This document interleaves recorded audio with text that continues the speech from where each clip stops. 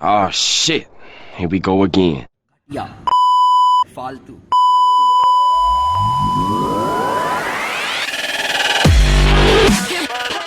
Hello friends, so in this video मैं यहाँ पर बात करने वाला हूँ कि जो प्रॉब्लम आप फेस करोगे काउंसलिंग में, काउंसलिंग इंजीनियरिंग की अलग अलग तरह की, राइट। सो बहुत सारी एक सिली सी मिस्टेक्स हम अक्सर कर दिया करते हैं काउंसलिंग में, और जिससे एक अच्छा कॉलेज नहीं ले पाते, या टॉप लेवल का प्राइवेट हो या गवर्नमेंट हो, और सीएस ब्रांच लेना हो या फिर आपको मैकेनिकल लेना हो, तो वो कैसे लिया जाएगा।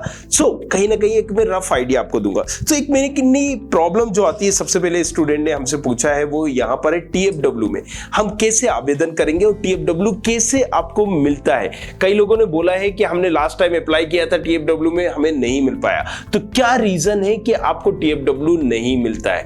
इससे रिलेटेड मैंने एक कोर्स सेगमेंट बनाया है, राइट। नीचे जाके फॉर्म दिया गया है, आप उस फॉर्म को भरिए। कुछ लिमिटेड लोगों को वो हम कोर्स फ्री ऑफ कॉस्ट देने वाले हैं, राइट। सो टीएफडब्ल्यू के लिए जैसे कि मैंने बताया कि कॉलेज के आगे टीएफडब्ल्यू लिखा होता है, आपको उसमें टिक करना होता है ड्यूरिंग चॉइस फिलिंग। अब वो कैसे करना होगा, मैंने सारी चीजें वन बाय वन हम कवर करने वाले हैं। अच्छा, दूसरा यहाँ पर क्वेश्चन पूछा गया है कि what if allotted is seated, अगर मुझे कोई भी सीट अलॉट हो गई है तो मुझे क्या करना पड़ेगा, राइट। तो ये भी अगेन टीटी काउंसलिंग में कोई भी सीट अगर आपको अलॉट हुई है किसी भी ब्रांच की, किसी भी कॉलेज में, तो आपको पहले राउंड में अपग्रेड करना पड़ेगा, लेकिन दूसरे राउंड में अपग्रेड का ऑप्शंस नहीं आएगा, राइट। तो दूसरे राउंड में क्या है, आपको या तो छोड़ना पड़ेगा। तो अगर आप पहले अपग्रेड कर सकते हो, मतलब आपको एक और मौका मिलता है कि उससे ऊपर वालों ने अगर खाली की, तो आपका चांसेस है जो आपने ब्रांच ऊपर भरी है, मतलब अगर आपने 5वें नंबर का आपको कॉलेज मिला और आपने उसको अपग्रेड किया, तो हो सकता है चौथा मिल जाए, तीसरा मिल जाए, दूसरा मिल जाए, पहला मिल जाए, चांसेस आर देयर। लेकिन चॉइस फिलिंग कैसे किए तब, राइट। और अगर आपको ये कॉलेज नहीं लेना है तो आप उसे छोड़ सकते हो, दूसरी काउंसलिंग में अटेंड कर सकते हो। सो ये इस तरह के डाउट्स आपके आते हैं। ईडब्ल्यूएस क्या है, राइट। ईडब्ल्यूएस का बेसिकली हमने बताया यहाँ पर। ईडब्ल्यूएस क्या है कि ये भी एक एससी वालों को रिजर्वेशन मिलता है, ओबीसी वालों को मिलता है, लेकिन जनरल वालों के लिए कोई रिजर्वेशन क्राइटेरिया नहीं है। तो यहाँ पर 10%, 8% फिक्स कर दिया गया कि हम भाई जनरल वालों में भी जो गरीब है उसको हम एक कोटा सिस्टम देंगे, तो हर कॉलेज में इतना % वो कोटा सिस्टम होगा। तो कई बार आपको इसका भी बहुत बड़ा बेनिफिट मिल जाता है। वो कैसे लेना है उसमें हमने ये भी बात की है। सो आप नीचे जाके फॉर्म जरूर भरना और बताना कि आपको क्या चीजें एग्जैक्टली और जानना है और आपको क्या क्या मिल सकती है। तो नीचे फॉर्म आप देखिए किस तरीके का है, और कमेंट में जरूर आप बताएं।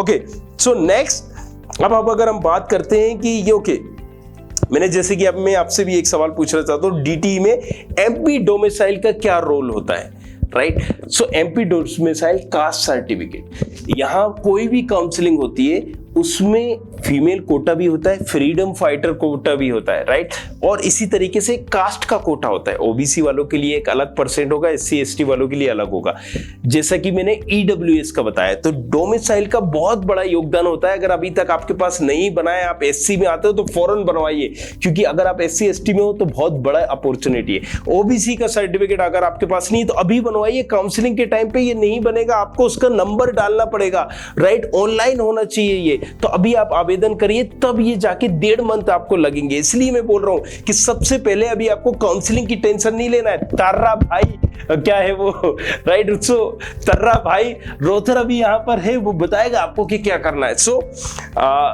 आप जल्दी से पहले मैं जो बता रहा हूं आप वो करिए। क्या करना है आपको, कास्ट सर्टिफिकेट नहीं बनाए तो वो बनवाइए, इनकम सर्टिफिकेट नहीं बनाए तो वो बनवाइए। सो इसी तरह की सिली मिस्टेक्स, इसी तरह की सिली सवाल मेरे लिए बहुत छोटे हैं, लेकिन ये छोटे जो सवाल है ना, ये प्रॉब्लम बन सकते हैं और इन्हीं की वजह से आप कहीं ना कहीं दुविधा में पड़ सकते हो। तीसरा एक और बड़ा इंपॉर्टेंट, कॉलेज की चॉइस फिलिंग करते टाइम आपको ध्यान में रखना है, कई कॉलेज सेम नेम से होते हैं। मैंने आपको बताया था पिछली वीडियो में, आरजीपीवी के नाम से आरजीपीएम भी है, आरजीपीवी भी है।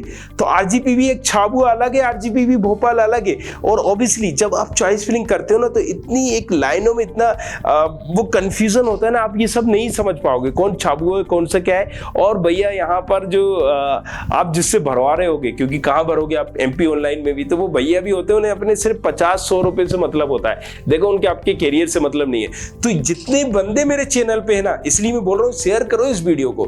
ये तुम्हारा काम है, मेरा जो काम है मैं करूंगा और हर वो इंफॉर्मेशन बताऊंगा जिसके बारे में तुम जानना चाहते हो।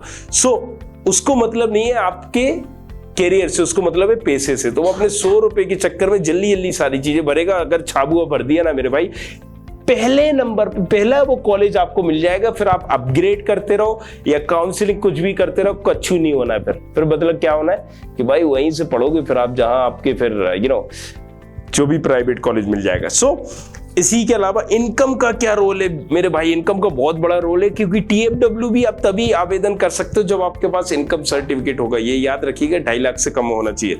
ओके, सो कास्ट के बाद आपका यहां पर आ गया MP डोमिसाइल का क्या रोल है? MP डोमिसाइल का भी बहुत बड़ा रोल है, मतलब आप उस स्टेट के हो। देखिए यही कंफ्यूजन है हर कॉलेज में। मैं एक एग्जांपल देना चाहता हूं, आपको समझाना चाहता हूं कि यहां पर जैसे आप मिजोरम से, मान लीजिए मिजोरम में NIT मिजोरम आपका हो गया, या आप उस स्टेट में जा रहे हैं, उसके आसपास स्टेट में देख लें।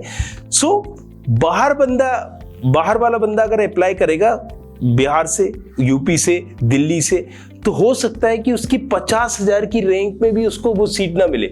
लेकिन मिजोरम वाला बंदा अगर अप्लाई करेगा NIT जैसे कॉलेज में, तो यकीन मानिए मेरे दोस्त 2 लाख की रैंक में भी उसका एडमिशन होगा। अब आप बोलोगे क्या बके जा रहा है यार ये, लेकिन मैं जो बता रहा हूं आपको, इस चीज पे जरा गौर करिएगा, राइट। तो एक कोटा सिस्टम भी होता है MP के कॉलेजेस के लिए। अगर कोई बाहर वाला बंदा अप्लाई कर रहा है, गवर्नमेंट कॉलेज में हो या प्राइवेट में हो, तो उसकी 1 लाख रैंक पे उसको CS नहीं मिलेगी RGPV में, 80,000 की रैंक पे नहीं मिलेगी, 60,000 की रैंक पे नहीं मिलेगी, लेकिन आपको हो सकता है 80,000 की रैंक पे मिल जाए। सो अगर उसकी 50,000 रैंक है और आपकी 80,000 है, तो आपको मिल जाएगा, उसको नहीं मिलेगा।